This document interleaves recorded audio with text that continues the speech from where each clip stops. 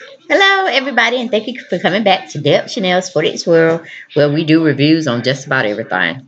Y'all, just wanted to come to y'all for a quick review and to put some on my channel for the last video of the year of 2017.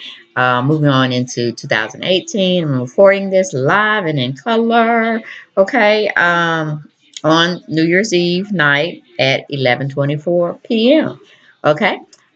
Basically, I wanted to talk shortly and briefly about Bruno Mars and his manager or writing partner, whomever, Mark Ranson. He's in his circle of entertainment business, and he collaborates a lot on getting Bruno Mars new songs to put out, or this, that, and the other. We might write for him. They write together.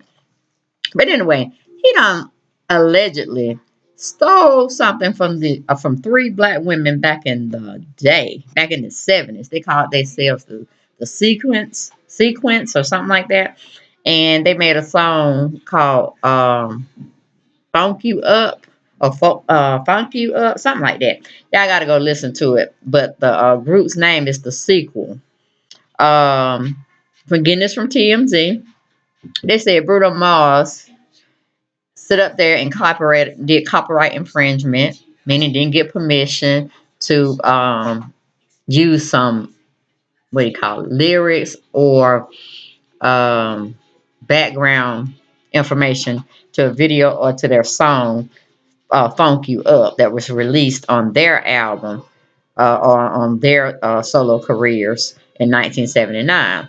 Just reading you a little excerpt from TMZ's commentary. They said a female rap trio named The Sequence released the single Funk You Up in 1979, a hit that was the third rap song ever to reach Billboard's top 50 singles. In court documents obtained by TMZ, they be on their job now. What's his name? Harvey Levin. He can't do nothing inconspicuous because he's a lawyer, so he has to get his facts together or he'll be sued.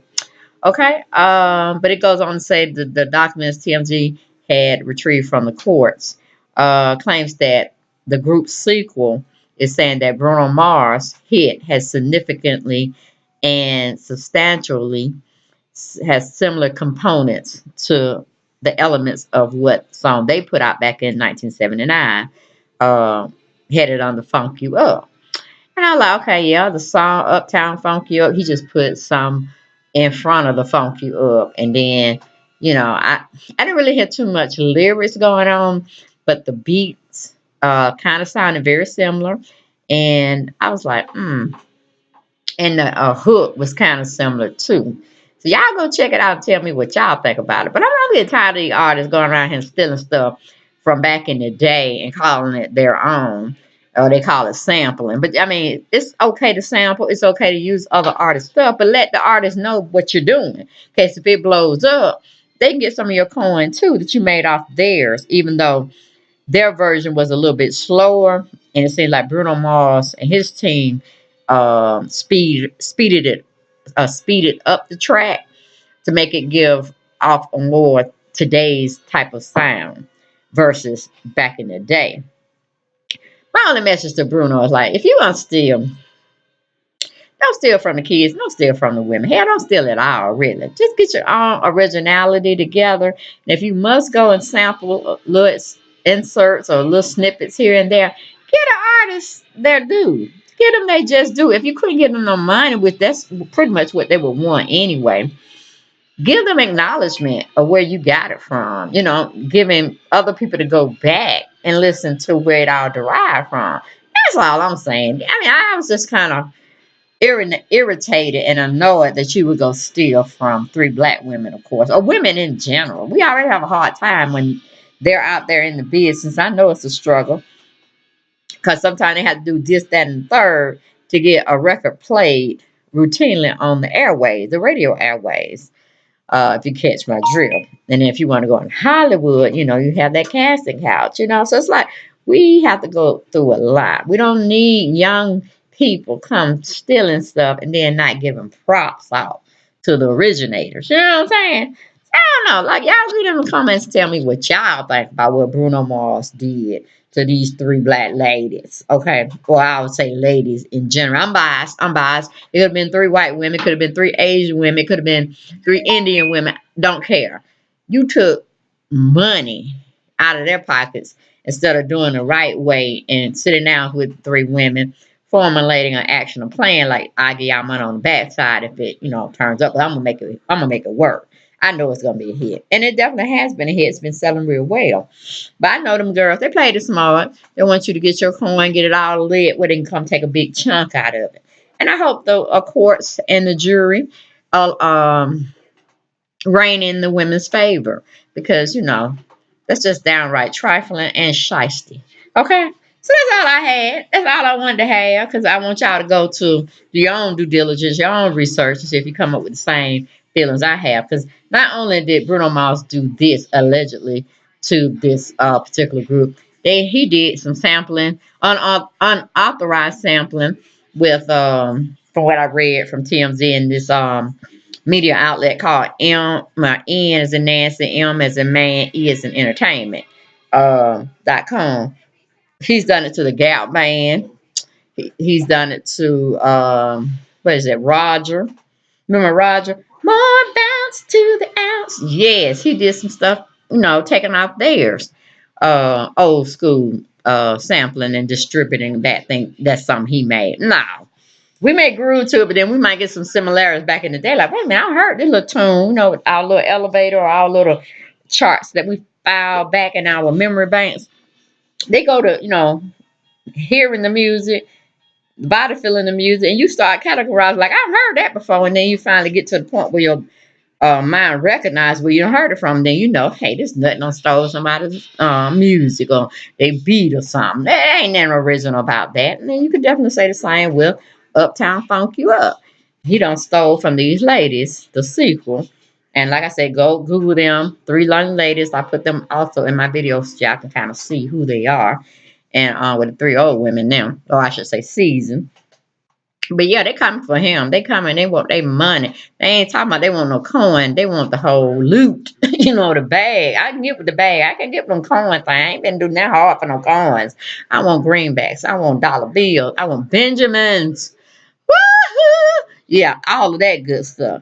Get the bag, secure the bag, and live happily ever after. That's meaning the sequel, not Bruno Mars. Pay them women, Bruno Mars. Pay them women. And start hanging around with Mark Rance, because it seems like he ain't doing right. Y'all both conspiring against other artists, and they don't even know you coming. But anyway, that was my take. Hope them three black women get their money from Bruno Mars, and he needs to sit his stuff down if he can't come up with nothing better than stealing people's stuff and not giving them credit. I mean, do one or the other. Get them credit or get them some money. Do something. Don't leave them out there hanging, thinking that was all yours. But I'm very disappointed. I ain't bought his album. It was $11.99. I threw it in the trash because his the whole album, I per se, if I wasn't in the Christian life or I didn't love the Lord as much, I probably would have kept his album.